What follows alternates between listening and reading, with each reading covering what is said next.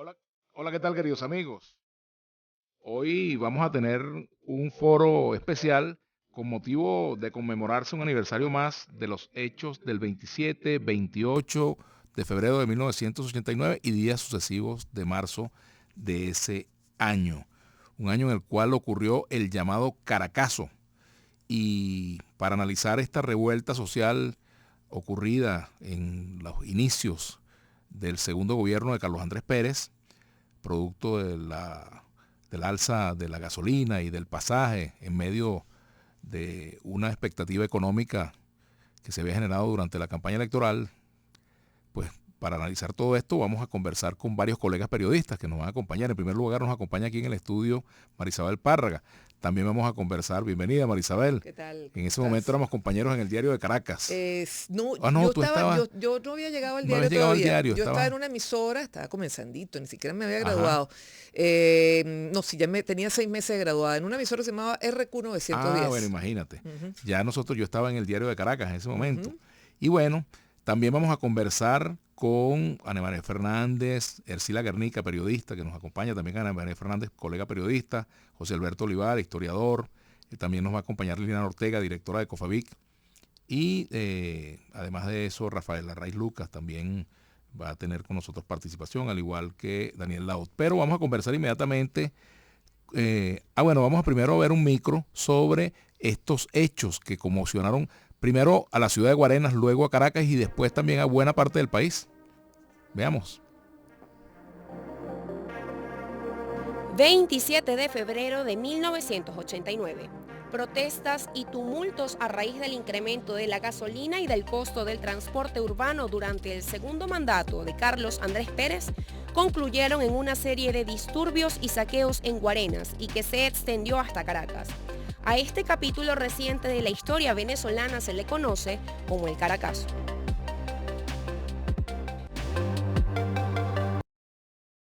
El segundo gobierno de Carlos Andrés Pérez se caracterizó por el agravamiento de la crisis económica y social que Venezuela experimentaba desde inicios de la década de los 80. Ese 27 de febrero la ciudad registró manifestaciones en varios puntos, cierre de las principales calles y avenidas, además de quema de cauchos y autobuses. Más tarde se verían los primeros saqueos a comercios, un hecho que en poco tiempo se replicó en Caracas y en otras ciudades del país. Detrás de la protesta en contra del aumento del combustible, la población se oponía a un paquete de medidas económicas impulsadas por el entonces presidente Carlos Andrés Pérez bajo la recomendación del Fondo Monetario Internacional. La expresión popular fue apaciguada por el ejército de Venezuela, que fue enviado a las calles para reprimir las manifestaciones debido a la poca efectividad que tuvo la policía para contener las protestas.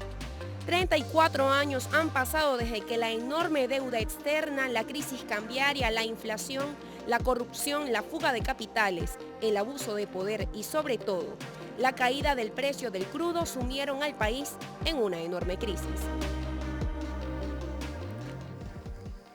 Bueno, en este apretado resumen que nos hace María Alejandra Baena, podemos pues ver cuáles fueron algunas de las incidencias más importantes de estos hechos, además del número de víctimas, sobre lo cual hay una gran polémica. Hay quienes hablan de 300, hay quienes hablan de 300.000, de verdad de 3.000, no de 300.000, de 3.000, en fin. Pero vamos a conversar ahora con la colega periodista Ercilia Garnica.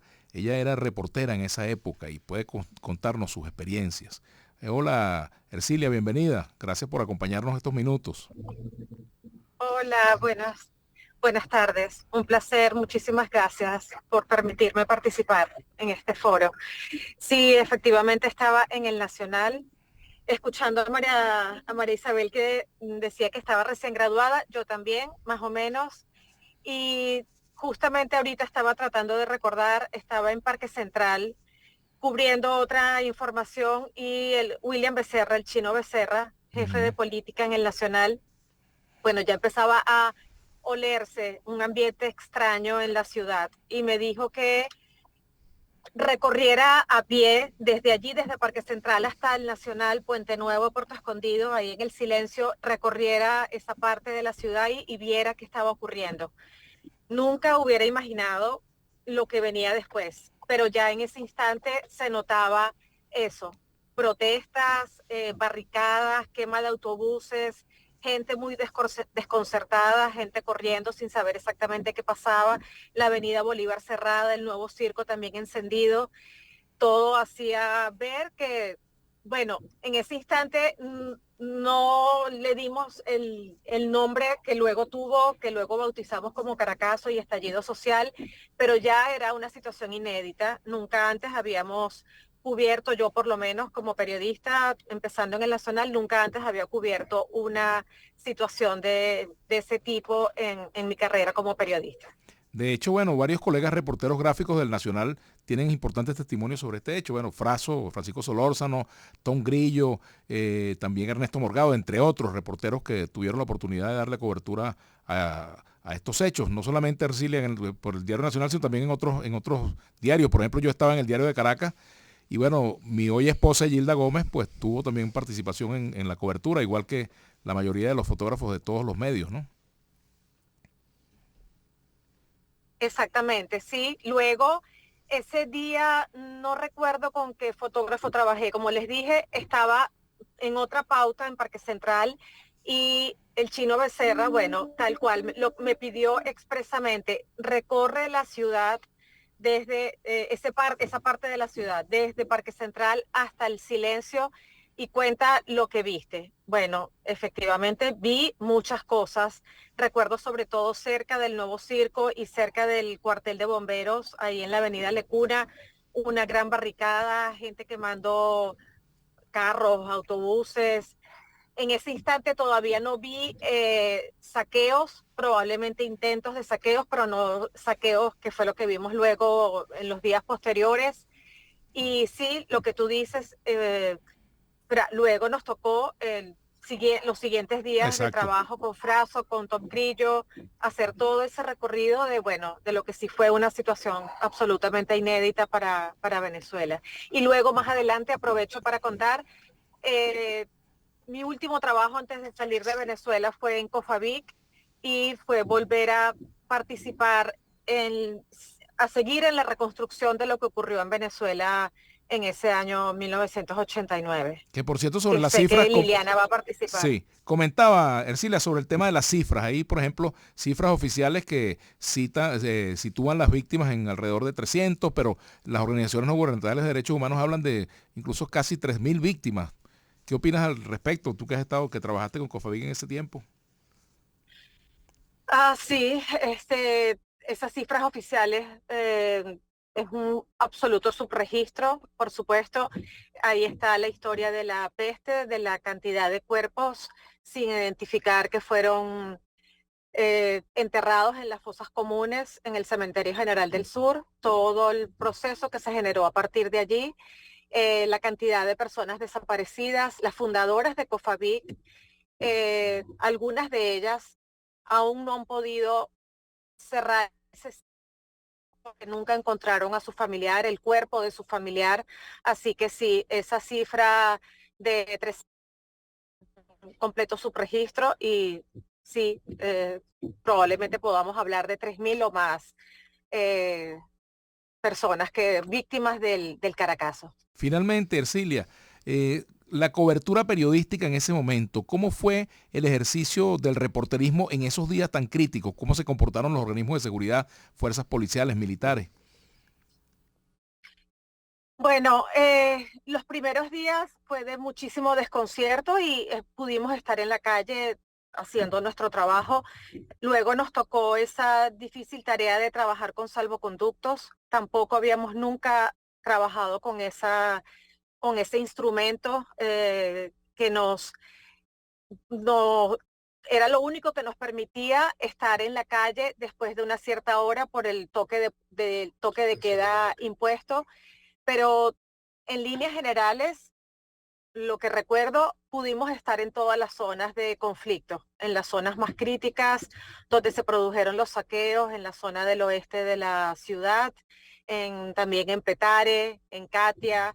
Ahí estuvimos presentes los periodistas y yo desde el Nacional puedo dar fe que mis compañeros, Elizabeth Araujo, que por ejemplo, que hizo una serie de crónicas importantísimas, Vanessa Davis, todo eso luego quedó además plasmado en un libro Recuerdo una frase de Vanessa que nunca hubiéramos querido escribir ese libro, pero bueno, ahí está.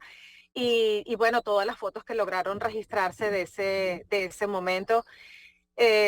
Lo que más recuerdo es el salvoconducto, que fue, bueno, una medida que se debió imponer para en el instante tratar de aplacar lo que estaba ocurriendo, pero bueno, ya sabemos toda la fuerza que se desató en ese instante y la cantidad de personas que fueron asesinadas por el uso desproporcionado de la fuerza. Marisabel Párraga. Sí. Hola, Arcilia, un gusto, un abrazo desde aquí, desde Caracas. Un abrazo. Tú sabes que tú comentas sobre la cobertura periodística, y Vladimir, sobre esos días. Y fíjate que hay que hacer una reflexión, porque la cobertura periodística fue precisamente objeto de debate en las escuelas de comunicación, porque los medios, radio y televisión, transmitieron en vivo todo lo que estaba pasando. Hay muchas teorías, mucho se dijo en ese momento, sobre todo el día 27, tal día como hoy, hace 34 años, que los medios transmitieron los saqueos, bueno, sin filtro y en tiempo real. Y eso se dice que potenció a que ese estallido pues tuviera todavía más fuerza. Entonces, yo recuerdo que incluso ya ha pasado el sacudón, ya ha pasado el caracazo, en las escuelas de comunicación había todo un debate sobre el papel de los medios, radio y televisión en vivo en ese momento, y después de hecho hubo pues muchísimo cuidado de este tipo de coberturas. Perdóname, estaban los llamados censores en los medios. Sí. Con las plumas rojas, subrayando las frases que no se podían colocar, etc. Eso es más del 4 de febrero, pero ciertamente es correcto. Pero también es bueno decirlo que en ese momento siempre se quiso achacar a la cobertura periodística la causa de los hechos y bueno, y quizás los reporteros lo que hicieron fue, quizás no, lo que hicieron fue reflejar lo que estaba pasando en las calles. Claro, pero bueno, el cuidado de en el momento transmitir lo que estaba pasando y no tener conciencia, porque bueno, fue algo que no se imaginaba a dónde iba a llegar. No tener conciencia de que esto potenció aún más pues esta ola de ir pues contra los establecimientos comerciales. Ercilia, un comentario final sobre esta experiencia que viviste como reportera. Que creo que, bueno, esa etapa en la que luego estuve en Cofavic en el año 2016 hasta el 2018 fue otra etapa de aprendizaje. Participé en la elaboración de un libro sobre el Caracazo. Creo que todavía tenemos mucho que aprender sobre esos sucesos.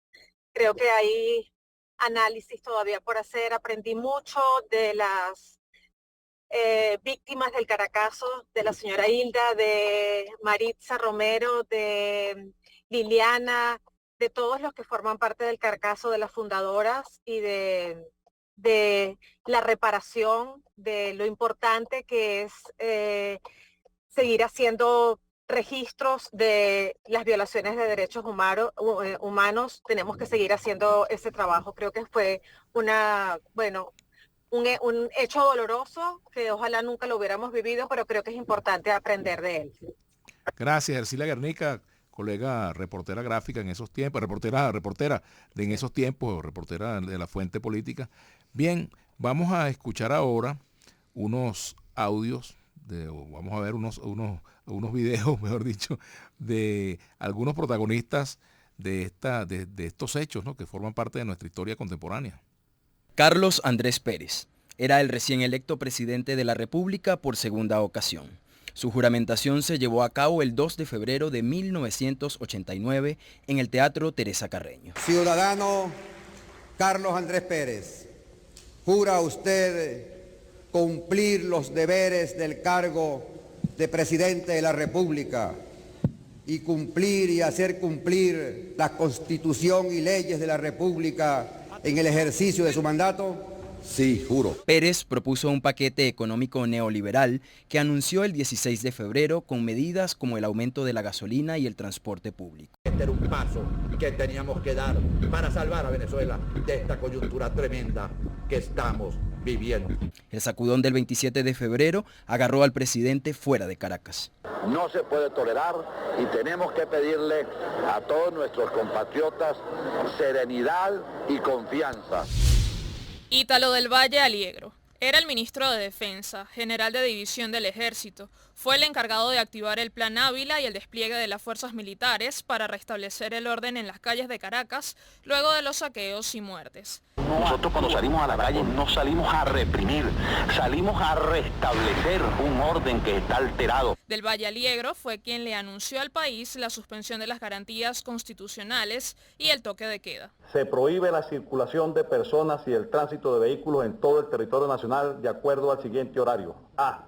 Desde las 8 p.m. de la noche del día de hoy hasta las 06 a.m. del día de mañana, 1 de marzo de 1989. Junto al ministro actuaron Manuel Heinz Aspurua, jefe del Comando Estratégico del Ejército y comandante de operaciones del Plan Ávila, así como José Rafael León Orsini, director de la Policía Metropolitana. Virgilio Ávila Vivas. Fue el gobernador del extinto Distrito Federal cuando ocurrieron los sucesos del 27 de febrero de 1989. Para entonces, los gobernadores eran designados por el presidente de la República. Alejandro Izaguirre era el ministro de Interior del gobierno de Carlos Andrés Pérez. Tratando de transmitir tranquilidad a la población, leyó un comunicado que terminó mostrando lo contrario. Que desde el momento que se dictó la suspensión de las garantías constitucionales y se implantó el toque de queda, la situación general del país se encuentra prácticamente normalizada. Solo en la ciudad de Caracas subsisten, COFAVIP, el Comité de Familiares de Víctimas del Caracazo, se creó tras los sucesos de febrero de 1989. Sus fundadores, entre ellos Liliana Ortega, fueron las voces de los familiares que denunciaron la desaparición de personas y ejecuciones extrajudiciales por parte de los cuerpos de seguridad. En La Peste, el lugar de las fosas comunes en el Cementerio General del Sur, comenzó el trabajo que le dio visibilidad al tema de los derechos humanos y que permitió llevar el caso ante la Corte Interamericana, que emitió una sentencia histórica contra el Estado venezolano. Al día de hoy, siguen clamando justicia por las víctimas, ya que nadie ha sido condenado por los hechos y tampoco se ha dado la apertura de juicio oral y público. 27 de febrero de 1989. Una fecha de mucho aprendizaje y trascendencia histórica que quedará en la memoria colectiva de los venezolanos. Efectivamente, tal y como lo dicen al final de este trabajo, lo dice Francis Ventura, quien lo elaboró junto a Francisco Cáceres, este reporte tan completo sobre lo que fueron estos hechos. Y quiero comentar contigo, Marisabel, un episodio que lo escuchamos, que fue el momento en el cual el ministro Alejandro Izaguirre, ministro del Interior, está anunciando un conjunto de medidas y bueno, dice, no puedo más, el no puedo, que bueno, fue allí, que le dio una especie de mareo, perdió ese momento de la angustia, o sea, perdió, digamos, no vamos a decir que los estribos, pero sí la cordura en cuanto a controlarse en un momento tan crítico para el país. Sí, es decir, ese momento fue para él un hecho, bueno, muy lamentable en lo personal, pero sobre todo políticamente indicaba la gravedad de la situación que se estaba viviendo. Y básicamente porque a todos nos sorprendió, claro. Y sobre todo los periodistas que trabajamos en ese momento, pues veníamos de mucho tiempo, si se quiere, bueno, rencillas entre partidos políticos, como decía, pero hay algunos patadas estatutarias. Trompadas estatutarias, como decía Gonzalo Barrio. Pero más allá de eso, pues no se había vivido en el país en los últimos 20 años una situación similar a la vivida el 27 de febrero. Además, hay que decirlo también, veníamos además ya en plan cobertura periodística de la cobertura de lo que se conoció en ese momento como la coronación de Carlos Andrés Pérez. Entonces, uno ve el contraste de lo que fue la coronación, y eso fue parte también del caldo de cultivo, ¿no? La coronación de Carlos Andrés Pérez, el paquete de medidas económicas que, bueno, pareciera que no fue debidamente bien explicado y sobre todo que veníamos de una campaña electoral que prometía el segundo Pérez, o sea, el segundo Pérez igual al primer Pérez. La vuelta a la Gran Venezuela. Exactamente, y entonces, bueno, estalla esta situación en un momento en el cual nadie se lo esperaba, porque si bien había descontento popular, pues bueno, hay que recordar además que los hechos iniciaron allá en Guarena, ¿te acuerdas? Por el alza del pasaje y porque también había aumentado la gasolina y no habían pagado la quincena, se juntaron como quien dice el hambre con la gana de comer. Sí. Ahora fíjate, también otra cosa, como reporteros hay que comentar lo que vivimos. Por ejemplo, en mi caso yo vivía en Coche en ese momento, estaba todavía soltero. Por cierto, mis amores comenzaron allí en ese proceso del Caracazo con Egilda, ¿no? Una infidencia. Sí. Pero fíjate, eso va para mi libro. Pero fíjate, en esos momentos me tocó, yo recuerdo que tuve que darle la cola a un compañero que era chofer del Diario de Caracas y vivía en el Valle, y me tocó irme por la Intercomunal del Valle. Qué peligro. Pues me tocó, manejar en medio de disparos y cosas, y casi que manejar acostado. Pero la Guardia Nacional me detuvo para montarme un herido. Yo tuve que llevar un herido al Hospital Periférico de Coche y bueno, dejarlo allí. Le dije, mira, te tengo que dejar aquí, no me voy a bajar, te dejo aquí. Una persona que tenía una herida en la pierna, bueno, lo dejé allí y seguí. Pero todos y cada uno, reporteros de la Fuente Deportiva, de la Fuente Política, de la Fuente Económica, yo estaba en economía en ese momento. Es decir, todos los reporteros de las distintas fuentes tuvimos que cubrir esos episodios que se dieron allí, que fueron sumamente dramáticos. Y bueno, no solamente el tema de los saqueos, sino el dramatismo de las muertes violentas. Y la violación abierta de derechos humanos, hay que decirlo así. La violación abierta de derechos humanos. Bueno, en mi oportunidad, la oportunidad que yo tuve que salir, yo cubrí 2 sitios. Yo cubrí el barrio Santa Cruz del Este, porque la emisora quedaba en Concrece. Nos fuimos hasta el barrio Santa Cruz del Este y vimos el disparo a mansalva de los efectivos de seguridad contra la gente. Primera vez, y además, cómo accionaban armas letales pues contra la gente y tenían efectos. Pues la primera vez que yo vi a gente caer herida y a gente muriendo de esta manera fue allí. Y posteriormente me tocó precisamente Valle y la zona de Coche, donde tú veías, eso fue el 28, los edificios que no eran pistolas, veías las fachadas de los edificios cómo estaban pues atravesadas por armas de alto calibre. La fachada. Bueno, eso lo vi yo en Coche, claro, por supuesto. Claro, la Rinconada. Exactamente. Por ejemplo, el centro comercial de Coche fue saqueado en cuestión de segundos, minutos, por las pobladas que bajaron de los distintos sectores de la parroquia. Bueno, y destruyeron todo lo que era la fuente de suministro para las mismas familias que saquearon, que era una cosa terrible. Y luego veíamos, por ejemplo, la gente vendiendo carne en camionetas pick-up, vendiendo pedazos de carne que habían sido productos también de los saqueos, ¿no? Pero también yo creo que fue un gran aprendizaje social, porque yo creo que dentro de todo nos dimos cuenta en esa gran sorpresa que significó, oye, que nunca cupo tan bien la frase de pan para hoy, hambre para mañana, porque los siguientes días fueron de muchísima escasez. ¿Te acuerdas que había que hacer cola para conseguir los insumos? O sea, realmente eso trajo una situación que luego pues se vio comprometido el suministro de alimentos para la población. Pero fíjate que históricamente se ha querido, no se deja hacer una vinculación entre los hechos del Caracazo y el 4 de febrero. E incluso a alguien se le ocurrió la idea de decir que detrás de todos esos hechos del 27 y 28 de febrero y días subsiguientes de marzo estaba la mano secreta o la mano peluda de Fidel Castro. Yo llegué a escuchar esas versiones y todavía hay quienes que comentan que eso fue una maniobra comunista, pero no era un tema de política, fue una revuelta social, fue una cosa provocada por un conjunto de coincidencia de factores. Sí, básicamente yo no veía que había espontaneidad. Yo no dudo que a lo mejor en algún punto pues había cierta agitación, pero era mínima en relación a la dimensión que fue. Claro, además la izquierda, los factores de izquierda que siempre estaban comprometidos con hechos parecidos o que siempre los estimulaban, eran grupos realmente insignificantes, no tenían ningún peso político, ¿no? Sí. Y bueno, por supuesto también esto es una gran lección para el periodismo, ¿no? Aprender a trabajar, por ejemplo, con salvoconducto, sacar un salvoconducto que te lo daba el periódico, te podías mover con ese salvoconducto hasta en limitadas condiciones. Yo lo llamaba particularmente el salvoconducto porque era realmente salir a la calle a exponerse. A mí me tocaba salir a las 8 de la noche y yo nunca había visto Caracas. Bueno, después sí la vi en situaciones posteriores, pero vacía de extremo a extremo.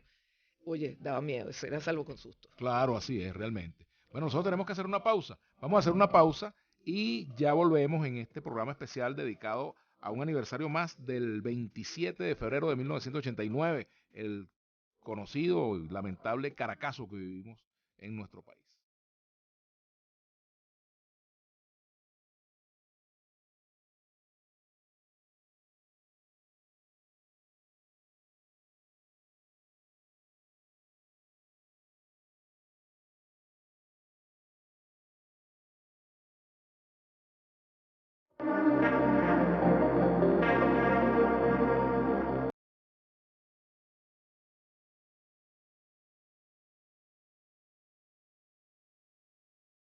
Bien, continuamos en este programa especial sobre el 34 aniversario de los sucesos del 27-28 de febrero de 1989 y días sucesivos de marzo de ese año.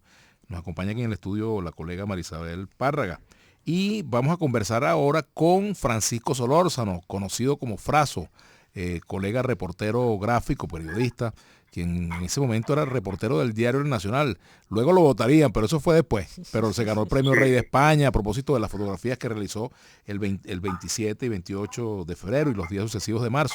Háblanos de tu experiencia, de lo que tú recuerdas de ese día, de esos días tan dramáticos. Fraso, bienvenido. Buenas tardes, ¿cómo está Vladimir? Aquí estamos, hermano. Isabel, ¿no? Sí, hola, señor. hola, queridísima. Oye, tú estás bien acompañado ahí. También. Sí, señor. Extrañándote aquí en estudio. Pronto estaremos por ahí nuevamente. Así es. Bueno, te diré que lo que más recuerdo de eso lo venía ahorita antes de llegar aquí a la clínica, que te iba a decir, esa ciudad caliente, sola, que se vislumbraba hacia el centro de Caracas. Y uno decía, bueno, ¿y qué está pasando? Llegué al periódico, me dice el jefe que habían comenzado unos disturbios en el centro. Y nos vamos hacia el centro y lo que conseguimos es, frente a los bomberos, que estaban quemando un autobús. Y ahí comenzó todo.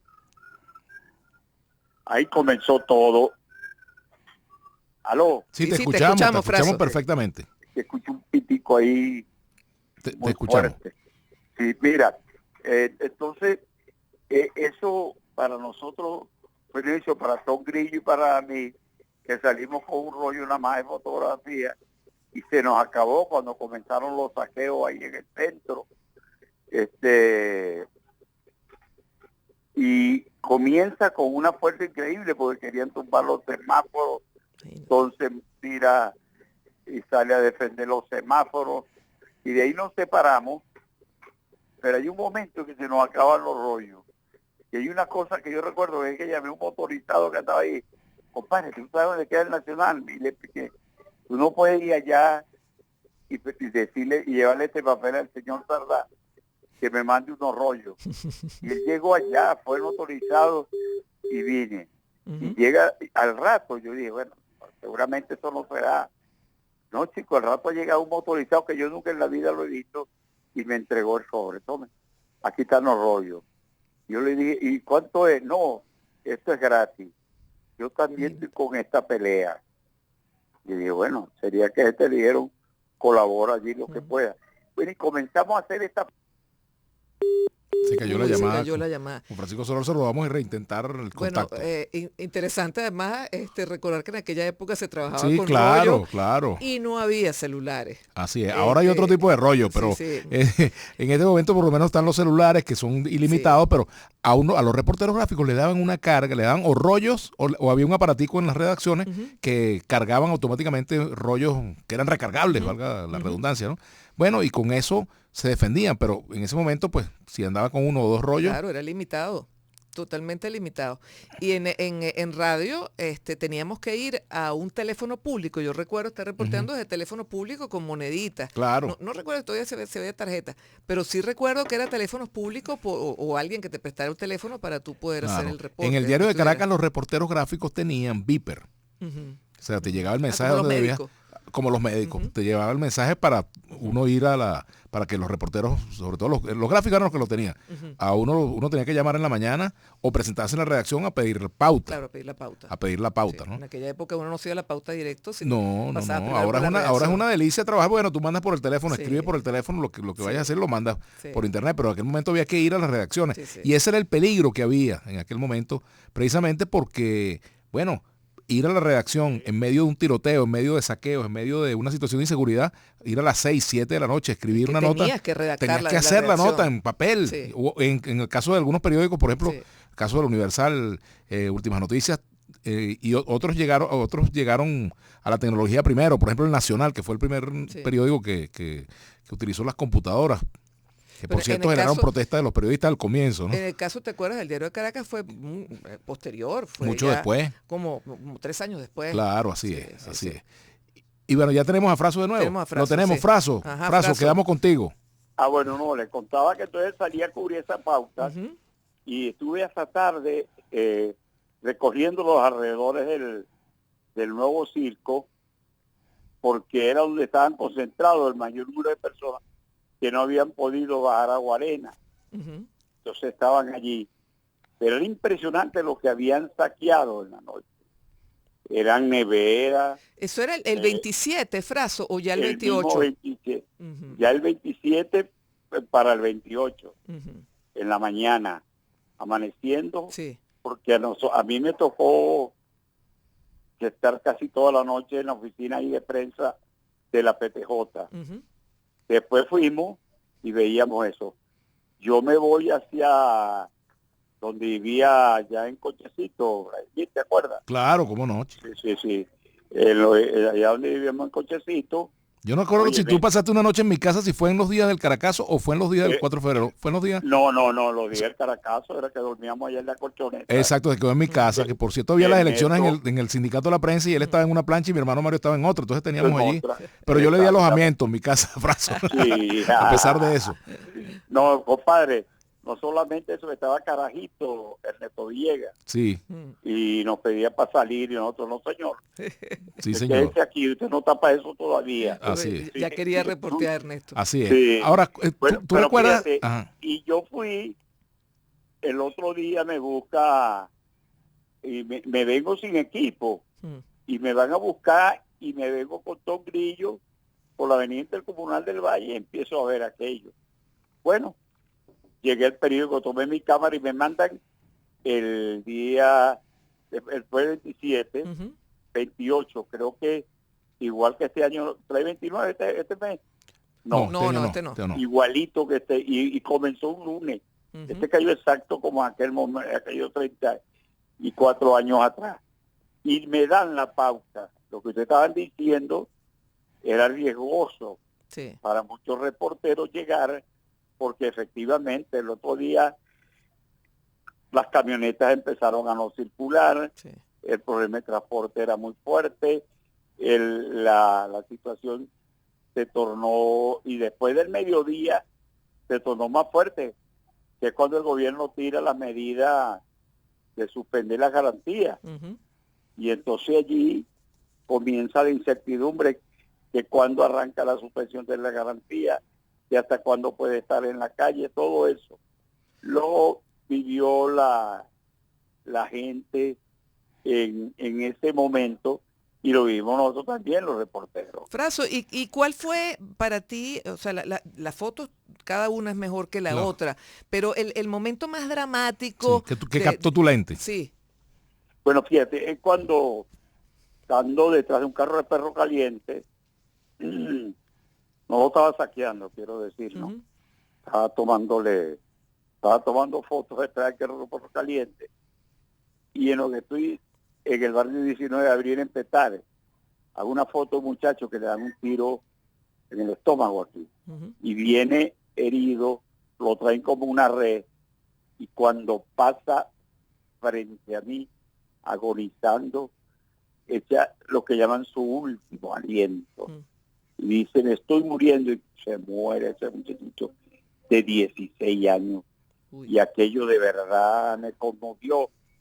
Y después me conmovió el cuento de Tom Grillo, de un niño en la avenida San Martín, que se le ocurrió acercarse a un camión de mantequilla para abrirlo, y vino y le dieron un disparo de espalda por la espalda, lo han matado, y después de muerto le pusieron una sábana, y para que la sábana no se volara le colocaban unas latas de mantequilla. Pero el descaro no fue eso, sino que el militar después abrió el camión y le dijo a la gente, saquen ahí, porque le gritaban asesinos, pero todo el mundo fue a saquear el camión cargado de mantequilla. Esa escena para mí no la olvidaré nunca. Ver morir 19 personas no es fácil. Bueno, Fraso, te agradecemos mucho estos comentarios y bueno, ya profundizaremos. Te agradecemos mucho este contacto. Un abrazo, Fraso. Gracias, Fraso. Vale. Un gran abrazo. Bien, vamos a conversar ahora con la colega periodista Ana María Fernández, quien también, por supuesto, tiene cosas que decir sobre estos hechos, porque ella estaba en ese momento en rol estelar en Radio Caracas Televisión. Radio Caracas Televisión. Bienvenida, Ana María, gracias por atender esta invitación. Hola, ¿cómo están? Buenas tardes para ustedes, ¿cómo les va? Buenas Bien, tardes, gracias, Ana, qué gusto conversar contigo. Bueno, revisando las imágenes, Vladimir, de esa época, está Ana María pues narrando los hechos. ¿Qué recuerdas de ese momento, querida?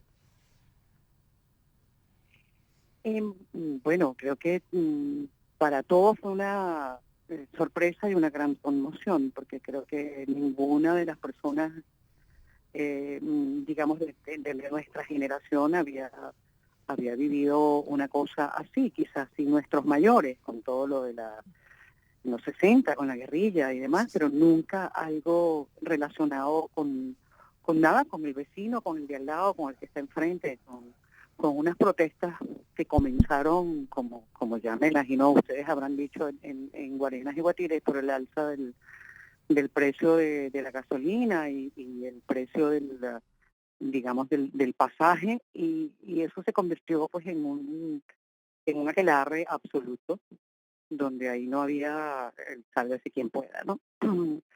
En efecto, pues me tocó, estaba en Radio Caracas Televisión, narrar todo eso, y era horripilante, no solamente las imágenes, que en algún momento, en algún momento se le pidió a los canales de televisión que no siguiésemos transmitiendo, digamos, imágenes de saqueos específicamente.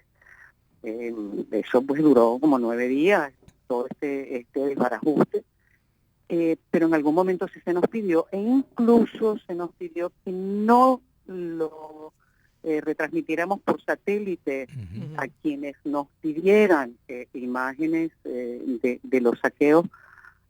Imagino, no tanto por, bueno, había estado de sitio, pues ahí había que respetar, digamos, eso, ¿no? El estado de sitio. Bueno, fuimos como pudimos, ¿no? Digamos, mostrando las imágenes. Y claro, lo más espantoso es, digamos, ver a los militares en la calle, que creo que nunca... pues repito, en nuestra generación y en nuestros 70, 80, 90, pues no habíamos visto los militares en la calle, ¿no? Que hayan sacado a los militares, a la Fuerza Armada, a combatir a los civiles, porque se supone que la Fuerza Armada es para una guerra, y sin embargo, bueno, era la guerra de unos contra todos, ¿no? Sí, lo lamentable es el aprovechamiento, pues, de unos muchos que se aprovecharon de la desesperación y de la situación económica que vivíamos en aquel momento, pues para cometer actos absolutamente vandálicos y actos en contra, pues, de los derechos humanos, ¿no? Sí. Marisabel, Ana María Fernández, te pregunto sobre cómo fue el proceso luego de, vamos a utilizar el término, normalización de la situación. ¿Qué recuerdas de cómo volvió la calma al país? Chicos, no lo sé, ahora que yo estoy hablando de esto, me está entrando como un sustico terrible, ¿no? Porque yo no lo sé, teníamos un salvoconducto incluso, había un papel que tú lo comentamos. Tenías ahí. Yo recuerdo que además fue una situación absolutamente, le voy a poner el término ridícula, porque fue algo absolutamente ridículo para reírse en aquel momento, o sea, no nos reíamos por la situación. Sí. Pero yo no recuerdo cómo volvimos a la calma. Es decir, yo no sé si es porque los venezolanos tenemos la capacidad de reinventarnos, decimos, bueno, estallamos, como esa gente que tiene muy mal carácter, que estalla, pero como un fosforito, ¿no? Destruimos todo lo que tenemos alrededor y después como que si no hubiese pasado nada. Pero sí recuerdo esta situación absolutamente ridícula, y lo voy a contar porque... Claro, estaba el famoso cuento rumores horrendos de va a bajar el cerro y va a venir el cerro y nos va a llevar y va a arrasar con toda la ciudad, ¿no? En aquel momento, lo que era prensa, lo que eran los programas de televisión en vivo de Radio Caracas Televisión, es decir, todo lo que eran los informativos, a puerta cerrada, lo de Hoy es Noticia, e incluso Primer Plano con Marcel Granier, se grababan en las instalaciones que había en los cortijos de los UCE. Por lo tanto, si el cerro bajaba, pues ahí lo teníamos a la Patemingo. Entonces pusieron una tanqueta del ejército en el estacionamiento, que era una bajadita. Y empezaron los rumores otra vez de que ahí vienen, no sé qué, las cámaras, todo el mundo fuera, ¿verdad? Y la tanqueta no arrancó. La tanqueta no tenía batería. Entonces todo el mundo salió, prensa, porque no había más nadie en el canal sino solo nosotros, empujando la tanqueta para sacar la tanqueta para evitar que entrara la gente. Entonces tú dices, ¿qué gente? Pues si no viene nadie, pero ves la tanqueta ahí, bueno, el despelote yo tengo órdenes, mi coronel, mi comandante, mi no sé qué, de sacar la tanqueta, y la tanqueta no salía, ¿no? Bueno, caramba. Son las cosas absurdas. Qué locura. Sí. Son las cosas, una de las cosas que recuerdo absurdas, y la cosa esta del salvoconducto, que uno iba con el pánico en la calle, y se paraban para todos lados. Yo lo bauticé como salvoconsusto, lo bauticé yo, salvoconsusto. Bueno, Ana María, tenemos que despedirte, te agradecemos mucho este ratico, estos minuticos, porque hemos ahora... Un abrazo para ustedes, muchísimas gracias. Gracias a ti. Ana María Fernández, vamos a escuchar ahora la entrevista a Liliana Ortega, que la hizo nuestra colega... María Claudia Flanelli. Exactamente, vamos a escucharla.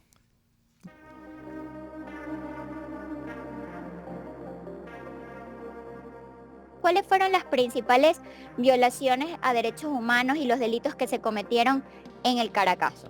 Los hechos del Caracazo, que hoy se conmemoran 34 años de haber ocurrido, se caracterizaron por un uso desproporcional de la fuerza pública, luego de la suspensión de garantías constitucionales. En la narrativa, digamos, popular, se piensa que la mayoría de las víctimas fallecieron durante los saqueos, durante los disturbios sociales, pero eso no es cierto. El 98% de las víctimas, como así lo estableció la Corte Interamericana de Derechos Humanos y lo reconoció el Estado venezolano, resultaron asesinados luego de que se dictó el decreto de suspensión de garantía, y especialmente bajo las horas del toque de queda. De facto, las fuerzas de seguridad del Estado tomaron el toque de queda como una especie de suspensión del derecho a la vida, una suspensión de todos los derechos esenciales, y tomaron zonas populares, especialmente de las zonas urbanas y con mucha particularidad de Caracas, de todo el área metropolitana, y incursionaron en allanamientos ilegales, disparos indiscriminados, y la mayoría de la gente murió en el interior de sus casas, donde consideraban que podía ser el lugar más seguro. Se usó en la mayoría de estos asesinatos armas de guerra, fusil automático liviano, lo que ocasionaba pues heridas mortales casi instantáneas. La mayoría de las víctimas tuvieron disparos en la cabeza, tórax, y en ese sentido pues se habla del altísimo, se pudo comprobar el altísimo nivel de letalidad con la que se actuó en las zonas populares. En su momento, ¿cuál fue la respuesta del gobierno de CAP hacia los familiares de las víctimas? Bueno, el Estado no tuvo un reconocimiento de los hechos, de la magnitud de los hechos, especialmente del efecto que tuvo en las víctimas. Se desconoció la existencia de las fosas clandestinas de la peste. Es posterior, en el año 90 y 91, cuando, con la traída de expertos internacionales del equipo argentino de antropología forense, que son ellos quienes identifican con fotografías también de fotógrafos muy reconocidos y con testimonios muy importantes de los sepultureros del cementerio, donde podrían estar las fosas clandestinas. Y allí se descubre una cantidad de restos óseos que no habían sido identificados y que tenían pues una serie de falencias en cuanto a los mandatos que tenía el Instituto de Medicina Forense para resguardar la identidad y la evidencia de esas muertes. ¿Cuáles fueron las peticiones de los familiares y de las víctimas para la época? Bueno, las familiares de las víctimas en cualquier época, en cualquier momento, lo que piden es justicia. Y lo interesante es que los familiares del Caracazo se han mantenido articulados, son en su mayoría mujeres, que se han mantenido unidas a pesar de que los casos ya han pasado por 3 décadas, sus casos individuales. Es decir, ellas han marcado un hito en lo que significa trascender de su dolor individual a la búsqueda de justicia en colectivo. Ellas lo que han buscado es la reparación integral, que no solo es el pago de indemnizaciones y el reconocimiento de los hechos, sino que pasa por el castigo a los responsables. ¿Cuánto se ha avanzado en esa reivindicación a las víctimas? Bueno, la Corte Interamericana dictó una sentencia muy importante en el caso del Caracazo, y digo muy importante porque establece una hoja de ruta para evitar el uso desproporcional de la fuerza pública, para que se respeten los derechos humanos en el control de manifestaciones públicas. Lamentablemente esa sentencia ha sido desconocida casi en su totalidad por el Estado venezolano en relación a garantías de no repetición. El Estado venezolano lo que sí hizo, y lo cual nosotros reconocemos y creemos que es un valor agregado a la búsqueda de justicia, es el pago total de las indemnizaciones a los familiares que resultaron beneficiarios de la sentencia de la Corte Interamericana de Derechos Humanos, y el reconocimiento de los hechos, la publicación de la sentencia y el reconocimiento de los hechos de distintas maneras desde el más alto gobierno. Esos han sido los aspectos que se han podido, que el Estado venezolano ha cumplido hasta la fecha. Bueno, escuchábamos a Liliana Ortega, quien junto a otros activistas de derechos humanos jugó un papel fundamental. Recuerdo también a Enrique Ochoa Antilla y estuvo García, en fin, otros luchadores sociales que acompañaron todo este proceso de denuncia y acompañamiento a las víctimas. Y el propio actual fiscal. Sí, también. Tarek William Saab estuvo de alguna manera también vinculado a eso. Y bueno, parlamentarios, en fin, gente muy ligada pues al tema de derechos humanos. Pero nuestro compañero Luis Gabriel Patiño tenía 23 días de nacido cuando ocurrieron estos hechos. Sí, nació el 4 de febrero. Por supuesto, bueno, no recuerdas nada. No, nada, pero en esa época, o mejor dicho, ese año, y específicamente este día, mi mamá tuvo una emergencia médica conmigo y entonces había un colapso también en el oriente del país, tanto así que ella logra llevarme a un centro de salud en un carro de funeraria, pero porque era lo que estaba funcionando en la época. Imagínate, ¿dónde fue eso? En Puerto La Cruz. En Puerto La Cruz. O sea, había secuelas, no solamente. Mira, Caracazo, Gabriel, porque así es. Esa historia la tenemos que ampliar después, pero como tenemos poco tiempo, ya vamos cerrando. Okay. Caramba, sé que estuviste hoy en el cementerio y cuéntanos eso, pero después nos debes la historia de lo que fue tu nacimiento un 4 de febrero, imagínate tú, del año 89. Caramba, muy premonitorio todo. Bien, cuéntanos un poco lo que viste en el cementerio a propósito de esta conmemoración del Caracazo. Primero, cuando te dijeron, hoy vas a la peste, ¿qué significó para ti? Como no estoy tan familiarizado con el tema oeste de Caracas, sí me costó un poco. Primera vez también que iba al Cementerio del Sur, estuvimos buscando para darle cobertura o ver qué tipo de actividad se realizaba acá en este sector de la peste, donde es conocido porque en 27 de febrero se realizó el lugar donde colocaban a las personas víctimas de todo lo que había sido el Caracazo. Sin embargo, hoy tuve la oportunidad no solamente de conocer parte de lo que es esta historia del 27 de febrero, sino también conversar con una de las madres víctimas del Caracazo. ¿Te encontraste una señora allí? Sí, la señora Nubia Lozano, ella me comentó que al momento del Caracazo su hijo contaba con 16 años, ahorita tuviese 50 años, pero le queda solamente la esperanza de que eran morochos, uno de ellos se quedó en la casa, el otro salió a protestar y bueno, lamentablemente falleció.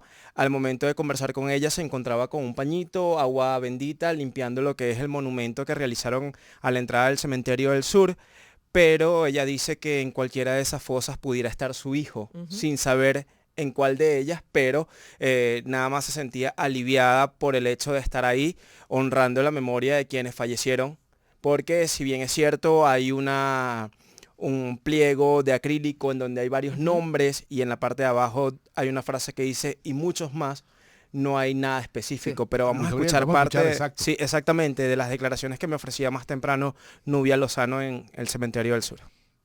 Nosotros duramos ahí medio un mes porque yo pertenezco a Compaví, todo eso lo viví yo allá arriba. Nosotros dormíamos ahí, porque no sé cómo es que se llama este que fue militar, el que se me olvidó el nombre de él. Él estuvo con nosotros y él estuvo preso, porque nosotros nos encadenamos hasta en Miraflores, yo, para que nos los entregaran. Bueno, Caramba. Sí. Ya. Por cierto que aquellos que nos están escuchando en radio, los que nos están sintonizando por nuestro canal de YouTube, pues lo están viendo. La señora tiene, como tú dices, una botellita blanca y eso es de agüita bendita, ¿no? Sí. Que la regó en las tumbas que estaban allí. Bueno, lamentablemente ya se nos acaba todo el tiempo. Tenemos un minuto, no, ya tenemos que despedirnos. Bueno, caramba, Luis Gabriel, gracias por acompañarnos. Igual, Marisabel Párraga, Luis Gabriel Patiño, colegas de Unión Radio. Y bueno, Marisabel, que está dirigiendo Mundo UR. Pues bien, gracias por habernos acompañado y bueno, los invitamos a, si quieren volver a escuchar estas entrevistas, estos testimonios de diferentes periodistas, pues pueden hacerlo a través de la página de Mundo UR, ¿verdad? Señor, en la página de Mundo UR también puede escuchar y puede ver todo un trabajo especial en la página de Unión Radio Net. En nuestras dos páginas hay información. En el YouTube de Unión Radio Net y en el YouTube de Mundo UR también puedes encontrar este especial que tuvimos el día de hoy. Si quiere ver pues los videos, si quiere ver las imágenes de todo lo que conversamos aquí. Así que bueno, gracias por habernos acompañado y hasta aquí este trabajo especial sobre el 34 aniversario del Caracazo.